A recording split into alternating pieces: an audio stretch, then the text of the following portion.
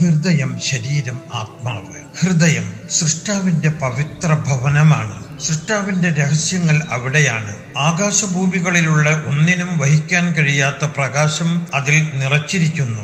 ശരീരം അത് വാങ്ങാനും വിൽക്കാനും പറ്റും. ആഗ്രഹങ്ങൾ അതിനെ കീഴടക്കും. വിശ്വാസികളിൽ നിന്നും റബ്ബ് അത് വാങ്ങിയിരിക്കുന്നു. ആത്മാവ് നാഥന്റെ സ്വത്തും പ്രത്യക്ഷതക്കുള്ള കണ്ണാടിയുമാണ്.